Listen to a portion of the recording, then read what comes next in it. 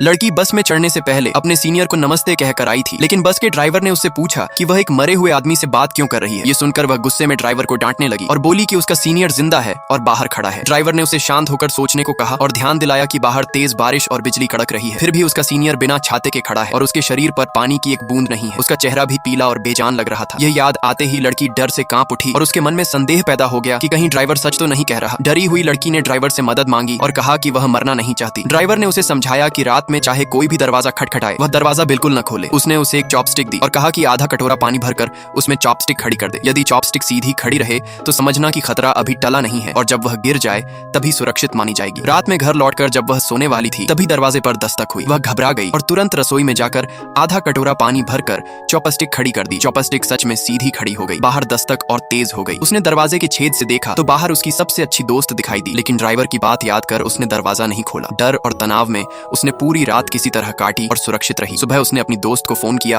और पूछा कि क्या वह रात में आई थी। दोस्त ने मना कर दिया कि वह कहीं नहीं गई थी। यह सुनकर लड़की को यकीन हो गया कि ड्राइवर की बात सच थी। वह अपनी सहेली को साथ लेकर ड्राइवर को ढूंढने गई ताकि उससे माफी मांग सके। वहां पहुंचने पर ड्राइवर के सहकर्मी ने बताया कि 22 साल का ड्राइवर 2 दिन पहले दुर्घटना में मर चुका है और 22 नंबर की बस तब से बंद है। जब तक दुर्घटना का कारण स्पष्ट न हो जाए कोई उस बस को नहीं चलाएगा। यह सुनकर लड़की स्तब्ध रह गई। उसने कहा कि वह उसी बस में बैठी थी, लेकिन लोगों ने इसे उसका भ्रम या सपना समझा। उलझन में पड़ी लड़की अपनी सहेली के साथ कॉलेज लौट आई। सहेली ने उसे दिलासा दिया और ध्यान बंटाने की कोशिश की। रास्ते में सीनियर लू जू का जिक्र हुआ और सहेली ने बताया कि कोई लड़का उसके बारे में पूछ रहा था। लड़की ने बात टाल दी, लेकिन उसका मन अभी भी अस्थिर था। तभी उसका फोन बजा। सहेली ने उसे कॉल उठाने को कहा, वरना सामने वाला फोन काट देगा। लड़की के मन में पिछली रात की घटनाएं घूम रही थीं। उसे सब कुछ अवास्तविक लग रहा था, लेकिन सच्चाई उससे दूर नहीं थी। कहानी यहीं रहस्य और अनिश्चितता के बीच आगे बढ़ती